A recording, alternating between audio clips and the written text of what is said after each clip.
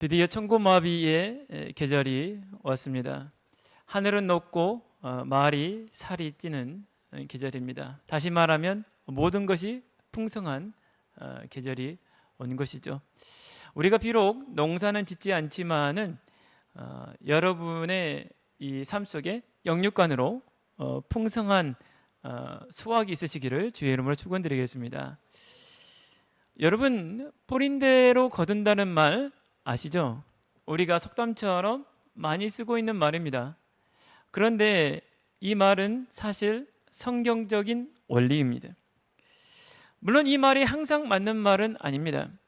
우리가 때로는 뿌렸지만은 거두지 못할 때가 있고요. 또 뿌리지도 않았는데 거둘 때도 있습니다. 그러나 이거는 특별한 경우고요. 대부분은 뿌린 대로 거둡니다. 예수님께서 실로암에서 나면서부터 맹인된 사람을 고치셨습니다. 그때 사람들이 예수님께 물었습니다. 이 사람이 맹인된 것이 누구의 죄 때문입니까? 자기 죄 때문입니까? 아니면 그 부모의 죄 때문입니까? 라고 물었는데 예수님께서 대답하시기를 그 누구의 죄도 아니라는 거예요. 하나님의 일을 나타내게 하기 위해서다. 이렇게 말씀하셨습니다. 이처럼 뿌리지도 않았는데 때로는 이렇게 나는 경우가 있습니다. 성경대로 원리로 한다면은 죄의 결과로 저주가 와야 되거든요. 그런데 때로는 죄도 짓지도 않았는데 고난이 오기도 합니다. 근데 그 고난은 무엇을 위한 고난이냐? 하나님의 일을 나타내기 위해서라는 것이죠. 그러나 우리는 기억해야 됩니다. 대부분은 뿌린 대로 거두고 이게 성경적인 원리입니다. 그러므로 죄를 짓지 말아야 됩니다. 죄 짓는 것을 무겁게 생각하셔야 돼요. 왜 그렇습니까? 죄에는 형벌이 따릅니다. 사울 왕이 정말 성령이 충만한 사람입니다. 하나님께서 그를 이스라엘의 초대 왕으로 세우셨어요. 이 사람이 성령이 충만하여서 나가는 전쟁마다 다 이깁니다. 심지어 블레셋까지 이겼습니다. 그런데 이 사람이 교만하여졌든지 욕심이 생겼어요. 아말렉과의 전투에서 하나님께서 짐승까지도 살려두지 말라 했거든요. 그런데 이 사울 왕이 아말렉 왕 아각을 살렸고요. 또 이 상품성 있어 보이는 짐승들을 죽이지 않고 가지고 왔어요. 이유는 뭐냐? 하나님께 제사 드릴 때 제물로 쓰겠다는 거예요. 여호와 하나님께서 사무엘 선지자를 부르셔서 내가 사울을 왕으로 세운 것을 후회한다 했어요. 내가 그를 폐위하겠다라고 했습니다. 그가 나를 떠났다는 거예요. 그 내용을 듣고 사무엘 선지자가 사울 왕을 찾아갔습니다. 사울 왕이 막 자랑을 하는 거예요. 그래서 사무엘 선지자가 여호와 하나님께 들은 얘기를 했습니다. 왕께서 여호와를 버렸으므로 여호와도 왕을 버리셨다는 거예요. 무슨 말이냐? 왜 하나님의 말씀에 순종하지 않고 저것들을 살려고 가지고 왔냐는 거예요. 여호와의 말씀에 순종하지 않는 것은 뭐와 같느냐? 점을 치는 죄와 같고 우상을 숭배하는 죄와 같다는 거예요. 그것은 여호와를 버린 것과 같다는 거예요. 사울 왕은 예사로 생각한 겁니다. 많은 사람들이 하나님의 말씀에 불순종하는 것을 예사로 생각합니다. 그런데 그 죄 때문에 사울 왕이 하나님으로부터 버려졌어요. 왜 그렇습니까? 그가 하나님의 말씀에 불순종한 것은 곧 하나님을 버린 것과 같기 때문입니다. 여러분, 죄 짓는 것을 가볍게 생각하시면 안 됩니다. 많은 사람들이 하나님 말씀에 불순종하는 것을 예사로 생각하잖아요. 그런데 그러면 안 됩니다. 다윗 왕이 얼마나 훌륭한 왕입니까? 근데 이 다윗 왕도 죄를 많이 졌어요. 그 중에 큰 죄 중에 하나가 뭡니까? 우리의 아내 밧세바를 자기의 아내로 빼앗았습니다. 이 왕이 자기의 권위를 가지고 이 여자를 간음했어요. 그런데 이 여자가 임신했네요. 그것을 덮기 위해서 인간적인 방법을 쓰는데 그게 안 되는 거예요. 그래서 이 밧세바의 남편인 우리야, 엄청난 충성된 군인입니다. 그 사람을 적군의 칼에 죽도록 만들잖아요. 그런데 이게 덮어집니까? 하나님께서 나단 선지자를 보내서 다윗의 죄를 지적하죠. 다윗이 통곡을 하면서 회개를 합니다. 나단 선지자가 하나님의 말씀을 전달하는데 왕이 죄를 용서했다는 거예요. 그러나 왕이 그 죄 때문에 여호와를 대적하는 자들에게 비방하도록 거리를 줬다는 거예요. 그래서 죄에 대한 이 책망으로 아이가 죽을 거라는 거예요. 이 아이가 낳았는데 하나님께서 그 아이를 쳤어요. 다윗이 그 아이를 살리기 위해서 금식으로 기도하는데 결국 죽었습니다. 왜 하나님께서 용서를 했다는데도 불구하고 또 다윗이 그렇게 그 아이를 살려달라고, 사실 아이는 죄가 없잖아요.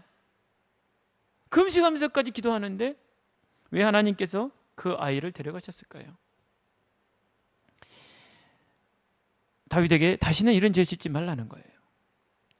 죄에 대한 책망, 죄에 대한 흔적으로 하나님께서 다윗에게 그러한 일을 주신 것입니다. 그러므로 여러분, 죄 짓는 것을 가볍게 생각하시면 안 됩니다. 뿌린 대로 거두게 되어 있어요. 반대로 믿음으로 살면 어떻게 될까요? 마찬가지입니다. 뿌린 대로 거둡니다. 믿음으로 사는 자는 어떻게 하나님이 하신다 했습니까? 그 은혜가 천대까지 이른대요. 나만 하나님께 은혜를 입는 것이 아니라 나 한 사람 때문에 그 은혜가 내 후손 천대까지 이른다는 거예요. 그 말은 정말 천대를 의미하는 거 아니에요. 영원하다는 거예요.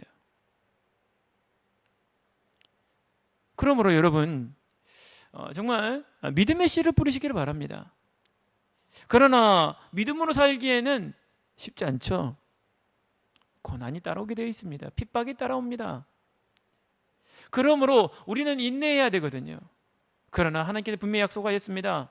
눈물로 씨를 뿌리러 나가는 자는 기쁨으로 단을 거두리라고 말씀하셨어요.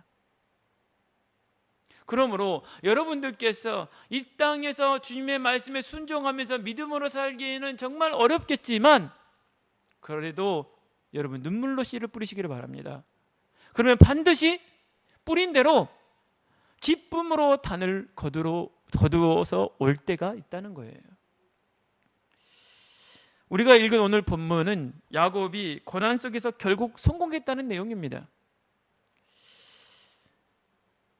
야곱의 인생에 있어서 고난이 많고 또 결국 또 성공합니다. 그러나 이 야곱의 고난과 성공이 사실은 누구로부터 나온 것입니까? 야곱 자신에게서 나온 거예요. 물론 크게는 하나님의 계획 속에서 이루어지는 일이지만 개인적으로는 고난도 성공도 야곱 자신에게서 나온 것입니다. 야곱이 거짓말해가지고 이 고생하고 있는 거 아닙니까?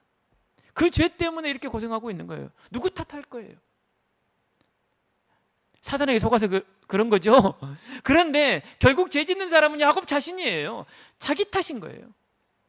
물론 베델에서 하나님께서 주신 그 약속을 믿고 믿음으로 순종함으로 말미암아 성공했죠. 그것도 야곱으로부터 나온 것입니다. 오늘 우리는 결국 야곱이 에서와 성공적인 재회를 했습니다. 그 원인이 무엇일까요? 오늘 우리는 이 본문을 통해서 그 원인에 대해서 하나님의 가르침을 받기를 원합니다. 여러분들도 그렇지만 타 사람 사는 것이 고난이 많잖아요. 그런데 그 고난 속에서 어떻게 성공할 거냐 이 말이에요. 그것이 오늘 본문에서 하나님께서 우리를 가르치고 계신다는 거예요. 오늘 우리가 그 가르침을 받고 또 한 주간 동안 야곱처럼 결국에는 성공하는 한 주간이 되기를 주의 이름으로 축원드립니다. 본론 첫 번째입니다. 야곱이 결국 성공한 원인은 하나님을 만난 결과입니다. 에서가 야곱이 왔다는 얘기를 듣고 400명의 군사를 이끌고 세일에서 야복강까지 왔어요. 그 거리가 혹시 얼마나 되신지 아십니까? 161km예요. 161km면요 지금도 뭐 가깝지 않은 거리입니다. 그런데 지금은 차가 있어요. 근데 이 당시엔 차가 없어요. 말 타고 161km라면은 먼 거리입니다. 야곱이 어떻게 알았는지 모르겠지만은 에서가 세일에 살고 있다는 것을 알았나 봐요. 거기에 자기의 사자를 보냅니다. 그러면서 야곱이 어떻게 부유해졌고 또 이 형 에서에게 은혜 있기를 원한다는 말을 전달을 했어요. 그런데 형 에서는 400명의 군사를 입고 그 먼 거리를 쫓아왔어요. 야곱의 마음이 어땠다겠습니까? 그 소식을 듣고 두렵고 답답하다겠어요. 야곱이 처음에는 도망치려고 하고 했다가 태도를 바꿨잖아요. 베들레헴에서 약속했던 그 여호와의 약속을 가지고 하나님께 기도했어요. 그리고 야복강 건너편에 혼자 남아서 밤이 새도록 하나님과 씨름했습니다. 하나님을 만난 거예요. 그리고 자기에게 축복해 달라고 한도뼈가 부러질 만큼 매달렸던 거예요. 그랬는데 다음 날이었어요. 형 에서가 400명을 이끌고 나오는데 에서가 형 에서를 향하여, 야곱이 형 에서를 향하여 나아가잖아요. 그때 나아가면서 7번 절하면서 나갑니다. 그것을 보고 에서가 야곱을 뜨겁게 포옹합니다. 형 에서가 야곱을 용서한 거예요. 야곱이 성공했어요. 그 원인이 뭡니까? 전날에 하나님을 만난 거예요. 여러분, 우리가 하나님을 만나면 어떻게 됩니까? 모든 것이 회복됩니다. 허물로 죽었던 우리들이요, 새 생명을 얻어요. 이 죄의 종이었던 우리들이 하나님의 종이 되고요, 마귀의 자녀였던 우리들이 하나님의 자녀가 되고, 영원한 지옥 형벌을 받아야 되는 우리들이 하나님의 나라를 상속받게 됩니다. 그것을 구원이라고 해요. 구원이라는 것은 영원하신 하나님과 연합하여 영원히 함께 사는 것을 말합니다. 그렇기 때문에 복의 근원이신 여호와 하나님과 함께 살기 때문에 줄이지 않아요. 목마르지 않습니다. 헐벗지 않게 돼요. 예수님께서 한 예화를 말씀하셨는데 어떤 큰 부자에게 두 아들이 있어요. 그런데 이 작은 아들이 불효자식이에요. 아버지가 돌아가시지도 않았는데 아버지 돌아가실 거잖아요. 돌아가실 거면 그 재산 어차피 나 줄 거니까 지금 달라는 거예요. 그래서 아버지가 줬어요. 그랬더니 이 아들이 자기는 해외 나가서 살겠다는 거예요. 타국에 갔어요. 이 아들이 막 흥청망청 돈을 씁니다. 그런데 이 큰 기근이 왔어요. 돈도 다 썼는데 기근이 왔어요. 어느 정도 큰 기근이 왔느냐? 사람도 먹을 것이 없을 뿐만 아니라 짐승도 먹을 것이 없을 만큼 큰 기근이 왔습니다. 그래서 이 사람이 이제 돈도 떨어지니까 친구도 떨어져요. 먹고는 살아야 되겠고 어떤 집에 들어가서 일을 하는데 사람이 먹는 음식을 먹는 게 아니고 돼지가 먹는 열매를 먹어요. 한 며칠 살았는지 아니면 몇 주를 살았는지 모르겠는데 자기 자신이 너무 처량한 거예요. 그래서 자기 아버지 집이 생각났습니다. 우리 아버지의 집은 종들도 제대로 밥 먹고 사는데 나는 여기서 뭐냐? 내가 내 아버지 집으로 돌아가야 되겠다. 내 아버지 집으로 돌아가서 나를 종으로 써달라고 해야 되겠다 라고 하고 갑니다. 근데 이 아버지가요, 자기 작은 아들이 돌아가는 것을 멀리서 보고 알아봅니다. 신발도 안 신고 그냥 쫓아나와요. 하면서 자기의 그 더러운 아들, 그것을 이 부둥켜 안고 울면서 내 잃어버린 아들이 돌아왔다고. 그러면서 종들에게 시켜서 가서 신발 가져와라, 옷 가져와라, 내 아들 시켜라, 가서 가락지 가져와라, 가서 송아지 잡아라, 내 잃어버린 아들이 돌아왔다. 그러니까 이 작은 아들이 뭐랍니까? 아버지, 저는 그럴 자격이 못 됩니다. 저를 종으로 써주십시오. 아버지가 말하면 무슨 말이냐? 너는 내 아들이다. 내 잃어버린 아들이 돌아왔다 라고 합니다. 우리가 하나님을 만난다는 것은 잃어버린 아들이 아버지를 만난 거예요. 그러면 모든 것이 회복되는 거예요. 이 잃어버린 아들이 타국에서 어땠습니까? 못 먹고 못 마시고 헐벗고 있었어요. 그런 아들이 아버지 집으로 돌아오게 되니까 모든 것이 회복되는 거예요. 오늘 우리가 영적으로 그런 아들이었습니다. 영적으로 이미 망해버린 우리들이었어요. 죄인이었어요. 진노의 대상이었어요. 영원한 지옥 형벌을 받을 수밖에 없는 우리들이 하나님을 만나가지고요, 모든 것이 회복됐습니다. 다시 하나님의 자녀의 신분이 회복됐어요.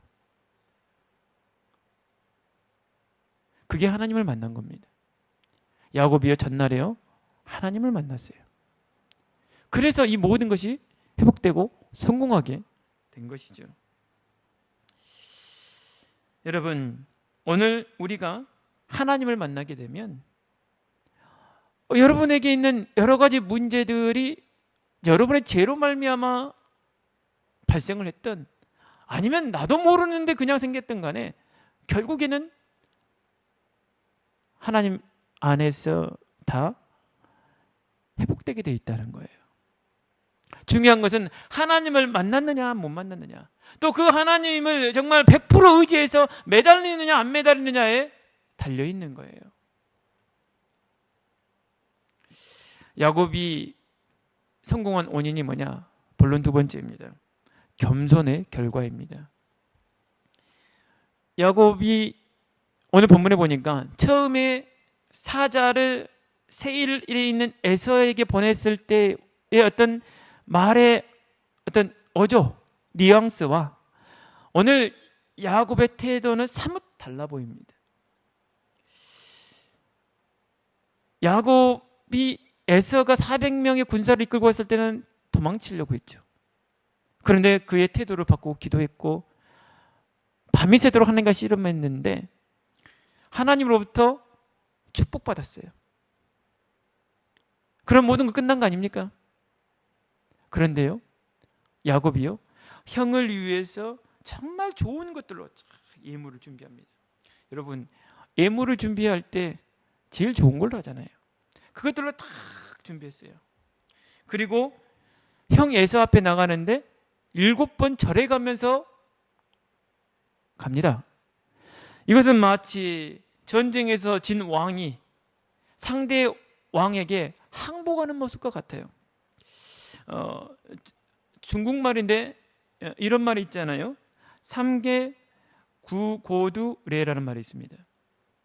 이것은 전쟁에서 진 왕이 전쟁에 이긴 왕에게 항복한다는 의미로 3번 무릎을 꿇어안고 7번 머리를 조아리는 의식을 의미합니다. 이것처럼 야곱이 에서에게 나가는데 7번 절해가면서 나간다니까요. 완전한 항복을 의미하는 거예요. 무슨 말이냐? 야곱이 전에 과거에 지었던 자기의 죄를 에서에게 용서를 비는 거예요.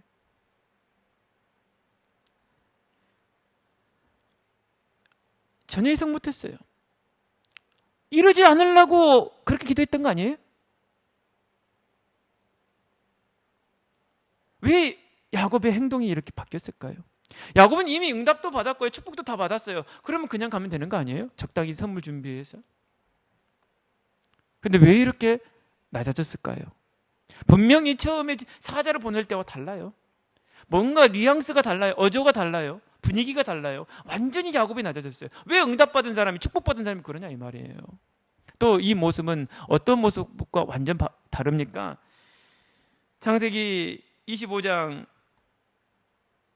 23절에 리브가가 이 두 아이를 잉태했을 때 하나님께서 뭐라 했습니까? 이 큰 자가 작은 자를 섬길 거라고 했잖아요. 근데 지금 모습이 어떻습니까? 큰 자가 작은 자를 섬긴다면 에서가 지금 야곱에게 절해가면서 나가야 되는데 안 그래요. 야곱이 에서에게 절해가면서 가고 있어요. 그러면 어떻게 된 겁니까? 작은 자가 큰 자를 섬기고 있는 거잖아요. 하나님께서 말씀하신 거 완전 반대잖아요. 왜 이렇게 됐어요? 아무래도 제 생각에는 야곱과 리브가가 하나님이 하신 말씀을 육신적으로, 세상적으로 이해한 것 같습니다. 그래서 야곱은 어떻게 해서든 형의 장자의 명분을 욕심을 냈고, 어떻게 해서든 형을 이기려고 했고, 또 이 형의 이 축복 기도를 빼앗아서 자기가 상속자가 되려고 했던 것 같아요. 리브가도 그렇게 이해를 했고요. 그런데 하나님께서 하신 말씀은 그런 의미가 아닌 것 같습니다. 이것을 영적으로 해석을 해야 되는 것 같아요. 야곱은 동생이지만 영적으로 하나님의 선지자요 제사장입니다. 그리고 에서는 형이지만 영적으로는 야곱의 도움을 받아야 되는 사람이에요. 그리고 야곱의 후손으로 말미암아 모든 족속이 복을 얻을 것이라고 하나님께서 약속하셨어요. 그러면 그 모든 족속에 에서와 에서 후손들도 포함되어 있는 거예요. 그러니까 육신적으로는 야곱이 동생 작은 자이지만 영적으로는 큰 자예요. 야곱과 야곱의 후손들로 말미암아 에서와 에서의 모든 후손들과 세계 모든 족속이 복을 얻을 거예요. 그런데 그 큰 자가, 영적으로 큰 자가 작은 자를 섬기고 있어요. 그런 의미가 아니겠는가 생각이 들어요. 하나님께서 이 베드로전서 5장 2절에서 6절 말씀에 이렇게 말씀하셨습니다. 너희 중에 있는 하나님의 양 무리를 치되 억지로 하지 말고 하나님의 뜻을 따라 자원함으로 하며 더러운 이득을 위하여 하지 말고 기꺼이 하며 맡은 자들에게 주장하는 자세를 하지 말고 양무리의 본이 되라. 그리하면 목자장이 나타나실 때에 시들지 아니하는 영광의 관을 얻으리라. 젊은 자들아 이와 같이 장로들에게 순종하고 다 서로 겸손으로 허리를 동이라. 하나님은 교만한 자를 대적하시되 겸손한 자들에게 은혜를 주시느니라. 그러므로 하나님의 능하신 손 아래에서 겸손하라. 때가 되면 너희를 높이시리라 했습니다. 이 말씀은 교회 지도자들과 성도들에게 하는 말씀이거든요. 교회 지도자들에게 뭐라고 하고 있습니까? 이 주장하는 자세로 하지 말라는 거예요. 이 주장하는 자세가 뭡니까? 군림하는 자세. 내가 높다는 거죠. 또 교회의 지도자들은 또 특별한 권세가 있습니다. 그런 것들 때문에 교만하게 행동할 수가 있는 거죠. 그런데 하나님께서 말씀하시기를 뭐 하라고요? 양무리의 본이 되라는 거예요. 어떤 본이 되어야 될까요? 겸손의 본이 되라는 거예요. 분명히 그들이 교회 안에서 지도자들이고 특별한 어떤 이 권세가 있고 하지만은 겸손히 섬기라는 거예요. 또 청년들에게 얘기하고 있습니다. 젊은 자들입니다. 이거는 나이를 젊은 자들도 포함되지만 어떤 자들을 의미하느냐? 젊은 자들 중에서도 또 성도들 중에서도 유독 고집이 세고 자기 주장이 강한 사람들이 있어요. 소위 이 사람들은 세상에서도 성공한 사람들입니다. 이 사람들은 교회 지도자들에게 순종을 안 해요. 겸손하지가 않아요. 그 사람들에게 어떻게 하라고요? 교회 지도자들에게 순종하고 겸손하라. 서로 겸손해라. 얘기하고 있습니다. 왜 그렇습니까? 하나님은 교만한 자를 싫어하세요. 그를 대적합니다. 그러나 겸손한 자에게는 은혜를 주세요. 그러므로 하나님의 능하신 손 아래에서 겸손하라는 거예요. 이 겸손이란 건 비굴한 게 아니에요. 하나님의 능력의 손 아래에서 겸손하라는 거예요. 야곱은 이미 응답도 받았고요. 축복도 다 받았어요. 그 상태에서 겸손한 거예요. 야곱이 자기 죄를 인정한 거예요. 그리고 용서를 빌고 있는 거예요. 야곱이 겸손한 겁니다. 얼마 전까지만 해도 그러지 않았어요. 이런 겸손한 모습이 어디서 나온 거예요? 기도 속에서 하나님을 만나고 나온 거예요. 여러분, 은혜 받은 사람은요 겸손해집니다. 또 겸손하기 때문에 하나님의 은혜가 임합니다. 야곱이 응답도 받았지 축복도 받았지 이제 하나님 백 믿고 뭐 무서울 게 없을 것 같은데 오히려 겸손해져 버렸어요. 훨씬 겸손해져 버렸어요. 그 모습을 보고 에서의 마음이 풀린 거예요. 야곱을 뜨겁게 껴안고 우는 거예요. 야곱을 용서한 거죠. 야곱의 성공 비결이 두 번째가 바로 겸손의 결과입니다. 오늘 우리가 교회 지도자들이 겸손해야 되고요. 또 교회에는 세상에서 성공한 사람들이 있습니다. 좀 더 똑똑한 사람들이 있어요. 좀 은사를 많이 받은 사람들이 있어요. 그 사람들이 어떻게 된다고요? 겸손해야 된다는 거예요. 서로 겸손해야 된다는 거예요. 또 우리 기독교인들은 세상에 나가서도 겸손해야 됩니다. 왜 그렇습니까? 얼마든지 교만해질 수 있거든요. 그 사람들이 지금 어떤 상태에 있어요? 타 지인이요, 마귀 종이요, 막 이렇게 보인단 말이에요. 그러니까 말이 어떻게 나갑니까? 교만하게 나갈 수가 있고 교만한 시선이 될 수도 있어요. 겸손한 그런 자세가 그 사람의 마음의 문을 열게 되는 것이죠. 그게 성공의 비결이라는 거예요. 야곱이 어떻게 성공했습니까? 본론 세 번째입니다. 믿음의 결과입니다. 오늘 본문의 18절에서 20절 말씀을 보게 되면 야곱이 밧단 아람에서부터 평안히 가나안 땅 세겜 성읍에 이르러 그 성읍 앞에 장막을 치고 그 장막을 친 밭을 세겜의 아버지 하몰의 아들들의 손에서 백크시타에 샀으며 거기에 제단을 쌓고 그 이름을 에렐로헤 이스라엘이라 불렀더라 보고 있습니다. 야곱이 밧단 아람에서 이 가나안 땅에 평안히 왔어요. 이것은 무엇입니까? 야곱이 베델에서 하나님께 어떻게 기도하죠? 내가 평안히 아버지 집으로 돌아가게 하시오면 여호와께서 나의 하나님이 되실 것이요 라고 기도합니다. 야곱이 기도한 대로 야곱이 밧단 아람에서 아버지의 집 가나안 땅에 평안히 도착했어요. 그리고 야곱은 자기가 소원한 대로 제단을 쌓으면서 그 이름을 뭐라 하겠습니까? 에렐로헤 이스라엘이라 하겠습니다. 그 뜻이 뭔가요? 하나님, 이스라엘의 하나님이라는 뜻입니다. 왜 이스라엘의 하나님일까요? 야곱의 하나님이 아니고요.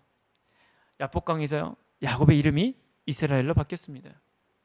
그래서 야곱이 나로 하여금 아버지 집에 평안하게 돌아오면 하나님은 나의 하나님이 될 것이다 라고 말했던 것처럼 하나님, 이스라엘의 하나님, 곧 나의 하나님으로 부르고 있는 겁니다. 하나님께서 야곱의 기도에 다 응답하셨고 또 야곱에게 약속하신 그 모든 베델의 약속을 다 이루셨습니다. 오늘 하나님이 우리에게 약속하신 것은 다 이루어집니다. 하나님께서 우리에게 무엇을 약속하셨습니까? 그리스도를 보내시겠다라고 약속하셨어요. 그런데 그 그리스도께서 오셨고 그 그리스도께서 나의 죄를 다 담당하시고 십자가에 죽으셔서 속량 제물이 되셨습니다. 그리고 약속하신 대로 부활하셨고 성령을 보내셨습니다. 이것이 오늘 우리에게 약속하신 것입니다. 그래서 이제는 우리가 예수께서 하나님의 아들이시라는 것을 믿기만 하면 우리의 모든 죄가 용서를 받고 우리가 구원을 얻게 되는 거예요. 그리고 뭐 받습니까? 성령 받는 거예요. 이것을 약속하셨어요. 그리고 오늘 우리에게 권능을 주셔서 땅끝까지 이 복음을 전파하는 증인이 되시겠다라고 약속하셨습니다. 이 말씀을 우리가 성취하실 거예요. 그러면 우리가 무엇을 놓고 기도해야 되겠어요? 이거 놓고 기도해야 되겠죠. 또 예수님께서 뭐 약속하셨습니까? 다시 오시겠다고 약속하셨어요. 재림하실 것이다. 그때까지 오늘 우리가 어떻게 하라고요? 믿음으로 살아라는 거예요. 10처녀의 비유에서 5처녀가 기름이 준비되었던 것처럼 우리가 늘 기름이 준비되어 있어야 돼요. 예수님께서 이 땅에 다시 오실 때 내가 믿음을 보겠느냐라고 했어요. 오늘 우리에게 정말 믿음이 있어야 됩니다.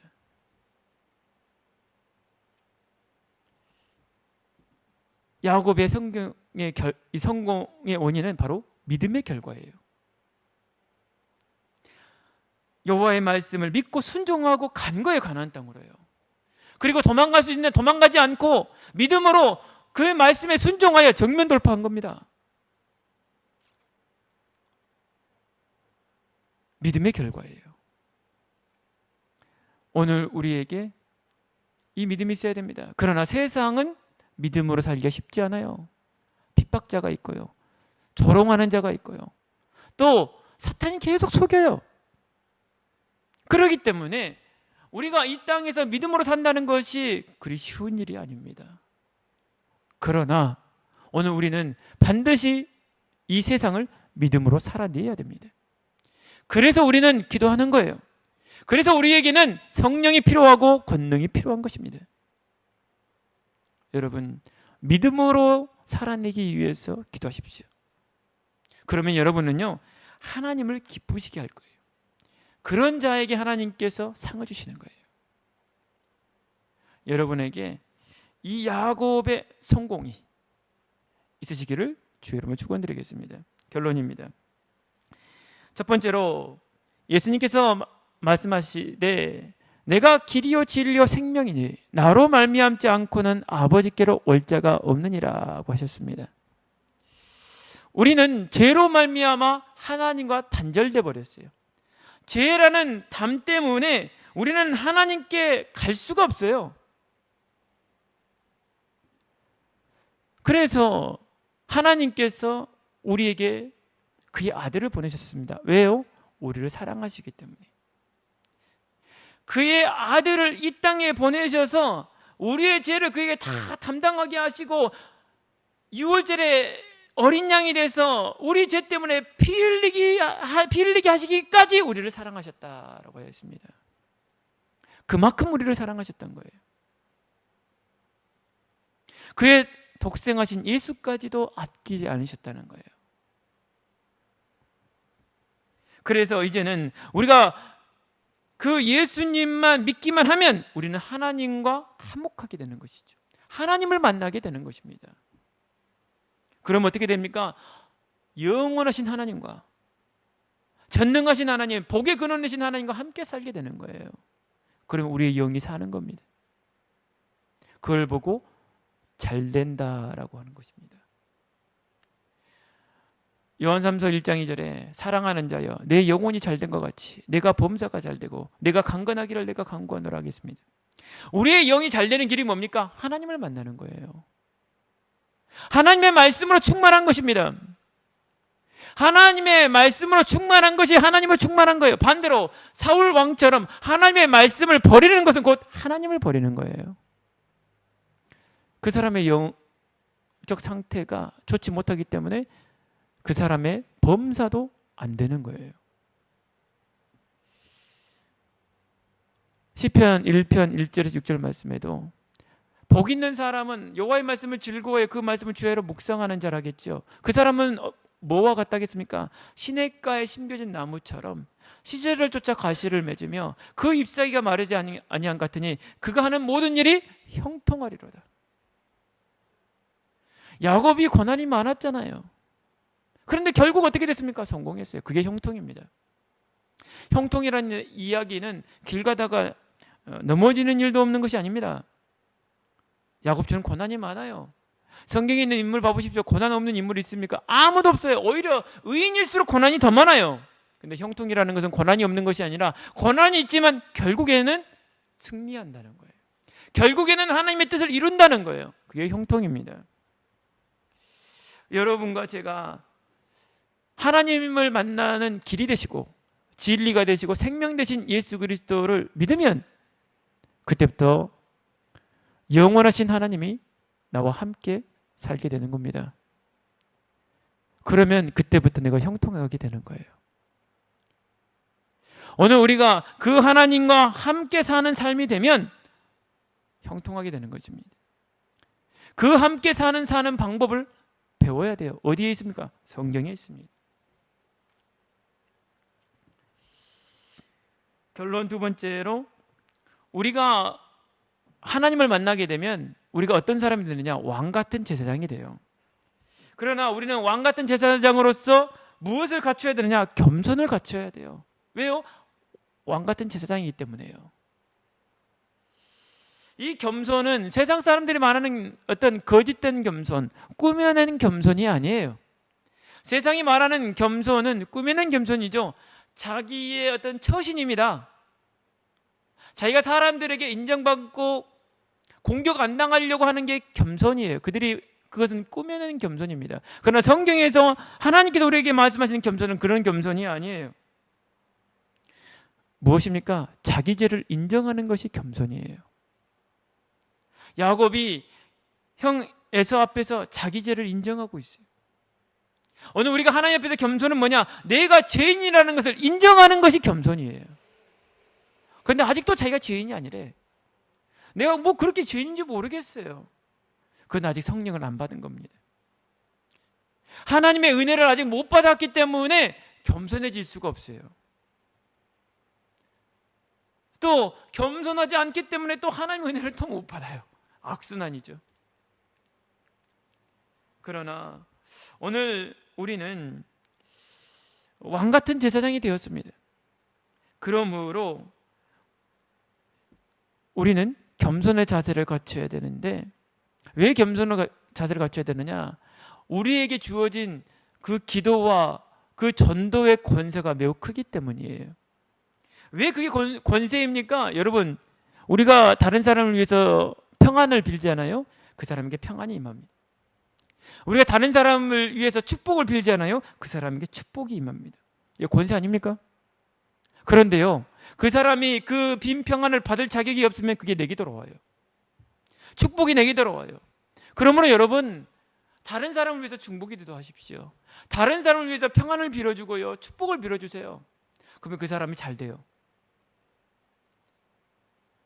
그럼 나는요, 하나님이 뭐 가만히 계시겠어요? 그렇지 않습니다. 전도도 마찬가지입니다. 여러분이요, 이 복음을 전하잖아요. 그 사람이 구원받아요. 그런데 이 복음을 누구에게 전달할 것인가? 그 선택권이 나에게 있어요. 몸이 하나라. 동시에 할 수가 없어요. 그런데 그 선택에 따라서 한 인생이 결정되고요, 한 역사가 결정되는 거예요. 어마어마한 권세예요, 전도라는 것은요. 또 우리가 이 교만해질 수 있는 이유가 또 한 가지 있는데, 그게 뭐냐면 아브라함에게 하나님께서 주신 축복 때문입니다. 너를 축복하는 자는 내가 그를 축복할 것이고, 너를 저주하는 자는 내가 그를 저주할 것이다 라고 하셨어요. 그래서 여러분과 저는 하나님의 보호를 받는 사람들이거든요. 여러분을 혹시 축복하잖아요? 하나님이 그 사람을 축복합니다. 불신자일지라도요. 그런데 혹시 여러분을 저주합니까? 그 사람을 하나님이 저주해요. 그래서 이러한 어떤 확신 때문에 교만해질 수가 있습니다. 특히 교회 지도자들은요. 그러나 이러한 권세를 주신 것은 우리로 하여금 다른 사람을 저주받도록 하라고, 무너뜨리라고 주신 것이 아닙니다. 사도 바울이 고린도후서 10장 8절에 말씀하시기를, 주께서 주신 권세는 너희를 무너뜨리려고 하신 것이 아니요 세우려고 하신 것이니 내가 이에 대하여 지나치게 자랑하여도 부끄럽지 아니하리라고 했습니다. 하나님께서 오늘 우리에게 기도의 권세를 주시고 전도의 권세를 주신 것은 누구를 무너뜨리려고 주신 것이 아니라는 거예요. 뭐 하라고요? 세우라고. 그러므로 오늘 우리는 하나님께 은사를 구해야 되는데, 그 은사를 누구를 위해서 사용하라고요? 내 자랑을 위해서요? 아니요. 교회의 덕을 위해서, 다른 사람의 유익을 위해서 구하고 그걸 쓰라는 거예요. 더러운 이득을 위해서 하지 말라는 거예요. 자원하는 마음으로, 거리낌 없이, 꺼리는 마음 없이 하라는 거예요. 그런데 어떤 사람들은 더러운 이득을 위해서 하죠. 그렇게 하지 말라는 것입니다. 기꺼이 하라는 거예요.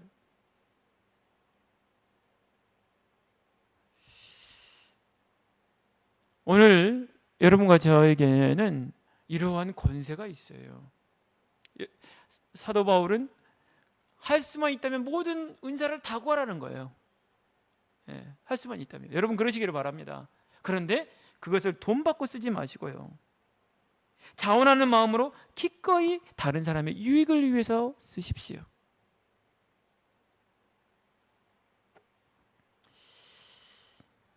그리고 겸손하게 섬기십시오. 그러면 야곱처럼 성공하게 됩니다. 한 주간 동안 여러분에게 이 야곱의 성공이 있으시기를 주의 이름으로 축원드립니다. 기도합니다.